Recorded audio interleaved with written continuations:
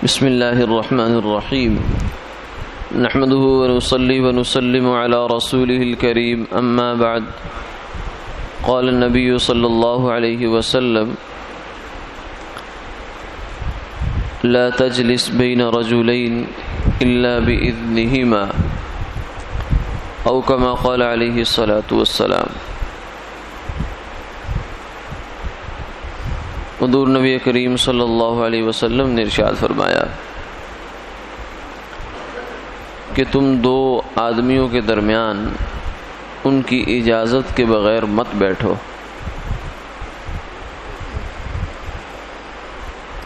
اس حدیث مبارکہ میں آپ صلی اللہ علیہ وسلم نے معاشرت کا ایک ادب سکھلایا ہے۔ وہ ادب یہ ہے کہ دو آدمی اگر کسی جگہ بیٹھے آپس میں بات کر رہے ہیں اور ہم اوپر سے چلے گئے تو فرمایا کہ جب تک اصل تو یہ ہے کہ آپ پیچھے ہٹ کر بیٹھ جاؤ، جب تک وہ اپنی باتوں سے فارغ نہ ہو جائیں اس وقت تک آدمی پیچھے ہو کر بیٹھ جائے، ورنہ اگر ان کے پاس جا کر بیٹھنا بھی ہے تو پھر ان سے اجازت لے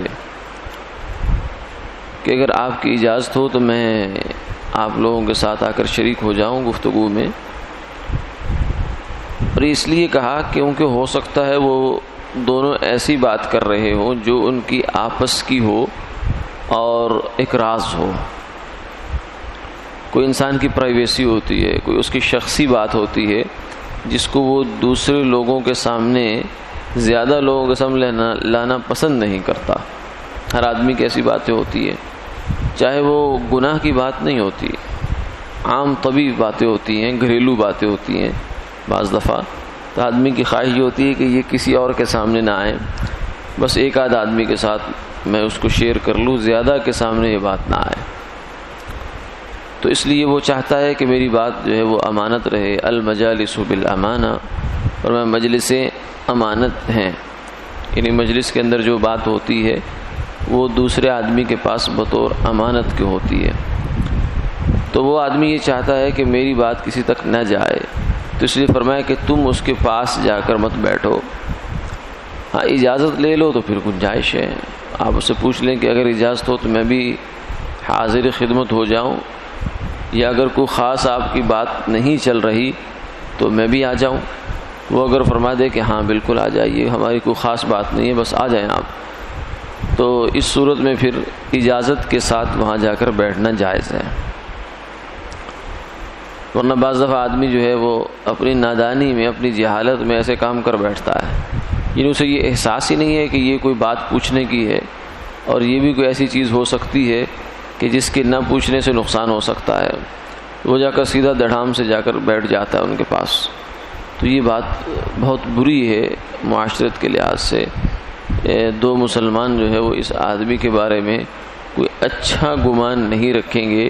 نہ ہی کوئی ان کے دل سے اس کے لیے دعا نکلے گی، بلکہ شاید الٹا ہی معاملہ ہو جائے۔ تو اسی حدیث مبارکہ سے ایک دو باتیں اور بھی سمجھ میں آتی ہیں، وہ یہ ہے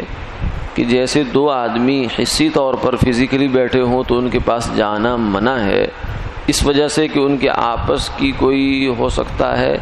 کوئی ایسی بات ہو جو ہمارے علم میں وہ نہیں لانا چاہتے۔ تو اسی طریقے سے کسی آدمی کی تحریر پڑھنا، بالخصوص جب اس نے خط لکھا ہے کسی دوسرے شخص کو اور جس کا ہمیں اندازہ تھوڑا بہت ہے کہ یہ شخصی نوعیت کا خط ہے، اس میں کوئی نجی باتیں ہوئی ہیں، تو ایسے خط کو بغیر کسی کی اجازت کے پڑھنا یہ بھی بد اخلاقی ہے، اور اس حدیث پاک کی روح سے منع ہے۔ بلکہ آپ نے اس کو تو الگ سے بھی منع فرمایا کہ تم میں سے کوئی شخص دوسرے شخص کی تحریر نہ پڑھے، بالخصوص جو اس کی نجی زندگی سے متعلق ہے وہ نہ پڑھے۔ اسی طریقے سے جو ہے وہ آج کل کے زمانے میں اس کی جو ایک مثال ہو سکتی ہے وہ یہ ہے کہ جیسے موبائل ہوتا ہے، اس کا میسج ہوتا ہے، یا آپ کا ای میل ایڈریس ہے، اس کے اندر میلیں ہوتی ہیں، تو یہ چیزیں آج کل کے زمانے کی خطوط یہ ہیں، کیونکہ اب وہ خط والا کاغذ کے خط والا زمانہ اب نہیں ہے، بالخصوص ہمارے ہاں شہروں کی زندگی میں۔ تو اب اس کی جگہ یہ چیزیں آ گئی ہیں. تو ان چیزوں کو بھی بغیر کسی کی اجازت کے کھولنا، ہاتھ لگانا، پھر ان کو دیکھنا، پڑھنا اور ٹو میں لگنا، تجسس کرنا، یہ سب وہ راستے ہیں جن سے ہمیں منع کر دیا گیا، اور ان کا انجام اچھا نہیں ہوتا. بعض دفعہ آدمی مشکل میں پڑ جاتا ہے، دوسرے کے لیے مشکل کھڑی کر دیتا ہے، اور شیطان کو اس میں خوش ہونے کا موقع ملتا ہے، کیونکہ وہ پھر بعض دفعہ نوبت دوسری جو چیزیں ہیں وہاں تک لے جاتا ہے کہ کوئی ایسی ویسی چیزیں پڑھی، اس سے شک گزرا، وہم بن گیا، اور میاں بیوی کے خاص طور سے تعلقات یا اور تعلقات کے درمیان میں دراڑیں آ گئی. وجہ کیا بنی کہ ایک چھوٹا سا حکم جو اللہ کے محبوب صلی اللہ علیہ وسلم نے ہمیں بتایا تھا، ہم نے اس کی رعایت نہیں کی. اسی طریقے سے جب ہم کہیں جائیں، کسی کے ساتھ کوئی بات چیت ہو، تو اس کی اجازت کے بغیر اس کی ریکارڈنگ کرنا، اس کو محفوظ کرنا، یہ بھی اسی میں داخل ہے. یہ بھی بد اخلاقی ہے، یہ اخلاقی جرم سمجھا جاتا ہے کہ جس شخص کی بات جو ہے وہ آپ اس سے کر رہے ہیں اور اسے علم نہیں ہے، تو وہ بات اگر ریکارڈ کی جائے تو یہ بھی ایک اخلاقی جرم ہے. یعنی وہ نہیں چاہتا کہ میری یہ بات اس سطح پر جائے، لیکن ہم اس کی بات اس سطح پر لے جانا چاہ رہے ہیں. اسی طریقے سے ایک آدمی جو ہے وہ اپنے تاثرات کسی بھی بات کے بارے میں وہ کمنٹس نہیں دینا چاہتا، اور اگر کچھ دے رہا ہے تو وہ نجی حیثیت میں دے رہا ہے، آفیشلی نہیں دینا چاہتا. تو اس کو بھی محفوظ کر لینا اور لوگوں کے سامنے لے آنا، یہ سب چیزیں وہ ہیں کہ جن کو ہم گناہ نہیں سمجھتے، حالانکہ یہ بہت بڑے گناہ ہیں. یہ مسلمان کی حق تلفی بھی ہے، یہ اس کے لیے ایک تکلیف دہ امر بھی ہے، اور یہ معاشرت کے لیے نقصان دہ بھی ہے. اللہ تعالی سمجھ عطا فرمائے اور ہماری حفاظت فرمائے. آمین آمین یا رب.